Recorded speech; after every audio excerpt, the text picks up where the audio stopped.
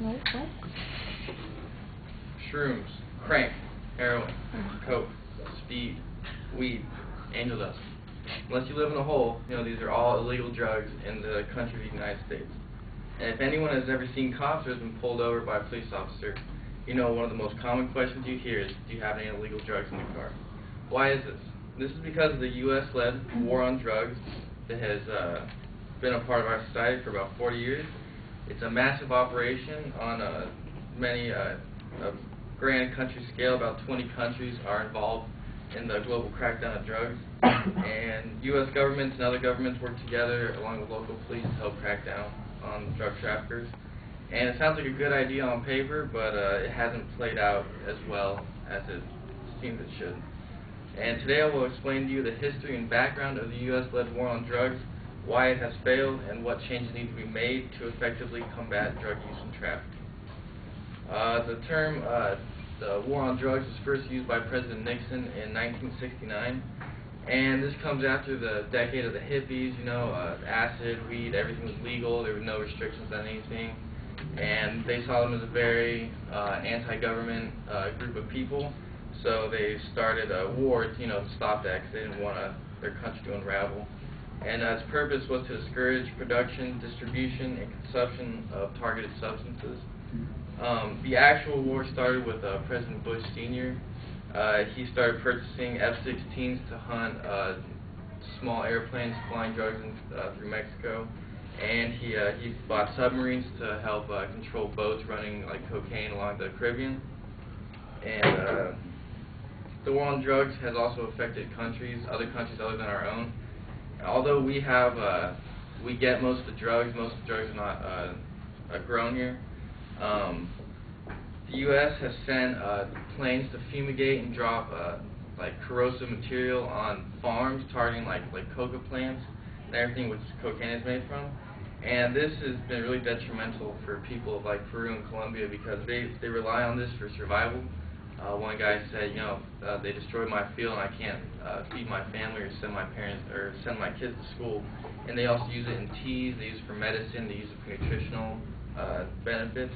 And we just go in there and drop fumes on and destroy it.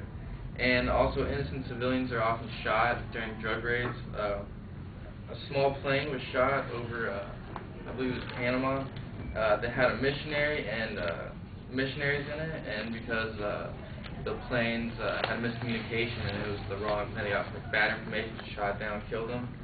And also children are shot. One kid was accidentally shot in crossfire between DEA agents and a drug cartel. And also a grandma was killed when DEA agents raided a house. They had the wrong address and they threw flashbangs in there and she had a heart attack because they had the wrong address. So I mean that's and billions of taxpayer dollars are wasted on this cause every year. $1,673 are spent every second on the U.S. war on drugs. And that's about $20 billion a year.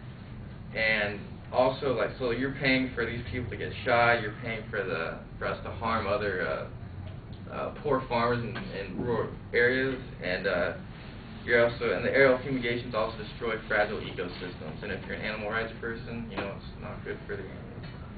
So. And according to Jesse Katz of the Media Awareness Project, an American is arrested for possession of marijuana every 38 seconds, and it comprises about 40% of all arrests.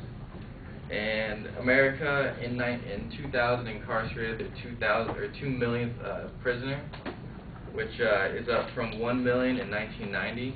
And the doubling of the prison or people incarcerated over 10 years is equal to the last time it doubled took 90 years before that, so that's a real big increase. And so why is this drug war failing? Well, it's based on the approach of hunting down drug traffickers and locking them up.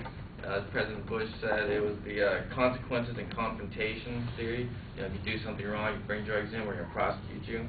And even if you use drugs, we're going to prosecute you and lock you up.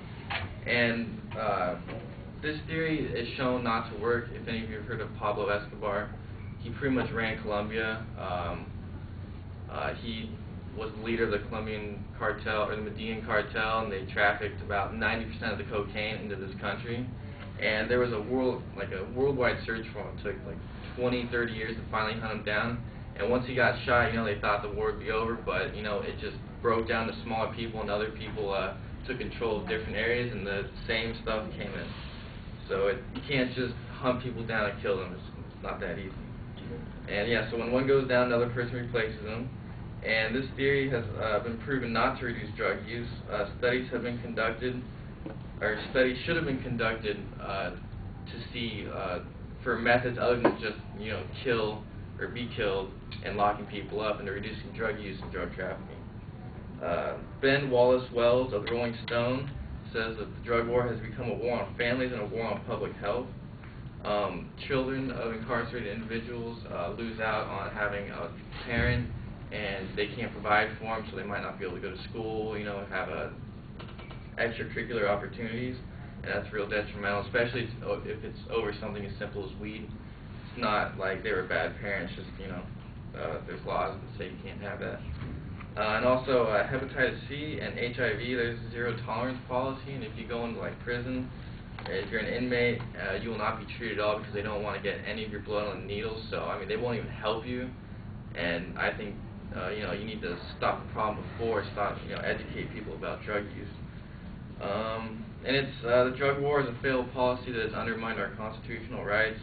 I'm sure some of you have been searched, by a police officer with not unreasonable doubt, or some people have have their doors broken into, TV stripped off the wall, and then search for drugs. They really don't care. And it's in turn a war that America cannot win. John Gaber from ActionAmerica.org says, 35 years later, since the inception of the U.S. drug on war, drugs are cheaper and more plentiful than ever, and also pure, and that's the definition of failure. And especially after $500 billion have been spent on cracking down on drugs. Steps. So now that I've told you why it's failing, I tell you why, or what we can do to help change it. The first idea is treatment. And Fernando Cardoso of the Guardian newspaper said, instead of simply locking up offenders, a system of treatment and educational centers should be set up to help educate people. And a good example of this is in tobacco. Use declined after an ad campaign saying how bad it was. They didn't outlaw it because they knew it was so bad for you. They just put an ad campaign and tried to educate people. It was really effective as smoking is on the decline since then. And a second point is the legalization of marijuana. 40% of all arrests are marijuana related. It's not that big of a thing. There's way bigger fish in the sea. And it was once thought as the gateway drug, but that has been proven false. It's been said that alcohol is more the gateway drug. And it would save our courts and jails millions of dollars, and it would save us a lot of money each year as taxpayers. And another thing is controlling and taxing. With decriminalization of marijuana, it can lead to government control and regulation. It'd also be a good source of revenue. Our current state government is considering doing that. They can raise approximately about $15 billion a year just by taxing marijuana. And the biggest reason, again, is treat the end users as patients, not offenders. They may be sick. Addiction is a disease. Locking them up simply isn't going to fix it. They come out, they don't know anything different than what they've been doing. They go right back to using. The drug problem keeps going. All the money we pay for them to stay in jail, it doesn't have any good. So instead of locking them in jail, study the act, figure out what will help them, whether it be educational, like programs, stuff like that.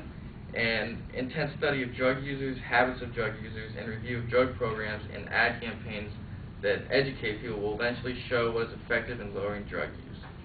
So in conclusion, the drug war is a 35-year-long campaign that has shown no real success. After $500 million and 35 years of prosecuting people, locking people up, America is now the #1 country in percent of population that's incarcerated.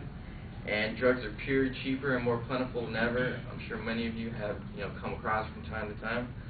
It's something that we need to rethink. It's not doing what it was designed to do, and quite frankly, I don't want the government spending my money to kill people.